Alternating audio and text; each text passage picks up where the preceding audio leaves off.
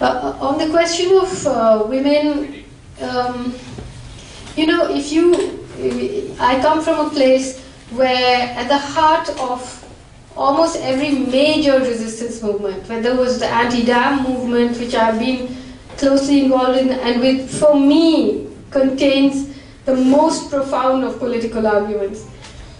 At the heart of it, physically, are women. Mentally, are women. They know that once they are displaced, it's over for them. So I have been, you know, I have watched from the heart tens of thousands of women resisting police and being on street. It's not that they need to be persuaded anyways. In fact, they who persuade the men, you know. And I mean, I think that's one of the wonderful things that there is in India, that you know, though there are millions of female fetuses being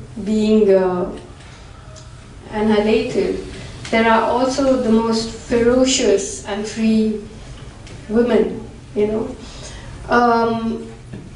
Yeah, like I said, when I went into the forest, I was expecting, I did think that women would be at the receiving end of this armed struggle, even from those who were involved in the resistance.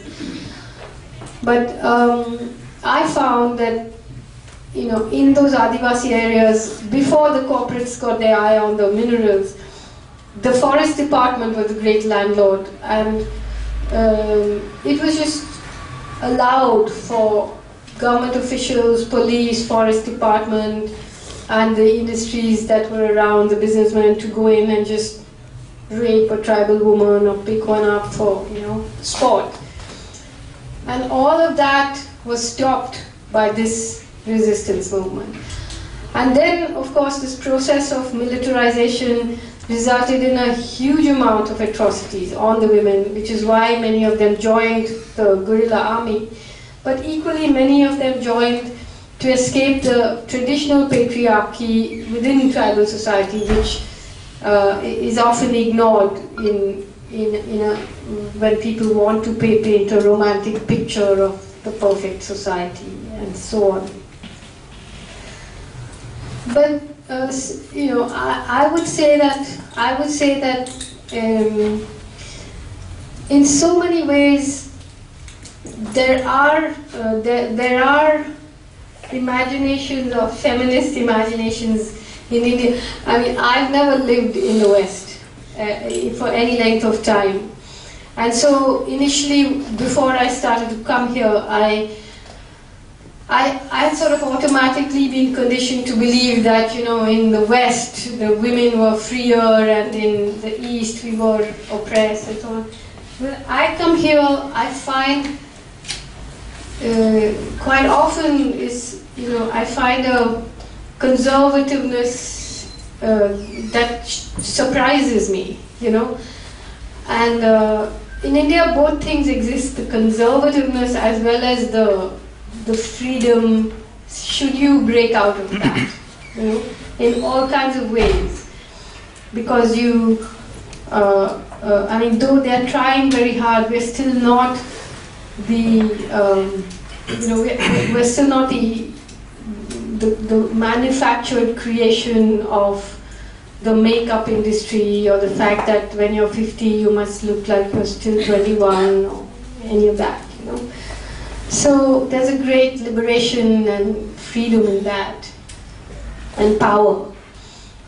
But I think that you know, beyond that, I find myself in a difficult position to deliver a sort of professional feminist lecture, because actually professional feminists have become, you know, though many do good work, it's become a very funded industry, and they would never speak up for the Adivasi women in the forest, or for the women in the Narmada Valley who are fighting for the land, because that would affect the funding, you know.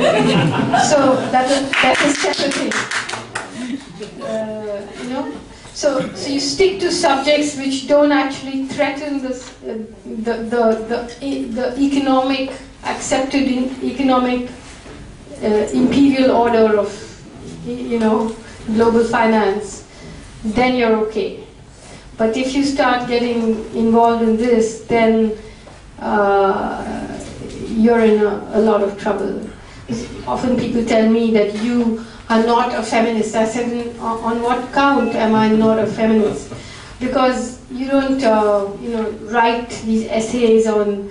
I mean, I said everything. I said I've been in the Narmada Valley when you know, 10 truckloads of stone have been dumped on a farmer's land, and 10,000 women have picked it up, that stone, and thrown it in the collector's office and told him next time it will be in your house. Isn't that a feminist issue, you know? But okay, well, thank you so much for coming here and sharing your thoughts with us, and hopefully we can do this again at a later stage and keep the relationship going. But good luck in your work and good luck in your struggles. Thank you very much. this is not my work and my struggles. I mean, it's a way of living, right? All of us are in it together. And I don't see myself as a human. I hate that word human rights, by the way. It gives me a rash, you know, because it replaces the idea of justice. Human rights is a very small, narrow thing, and I am a writer who writes about these things. I'm not someone who goes about defending human rights or has causes and so on. You know, I see it all as a part of how the world is working. Thanks.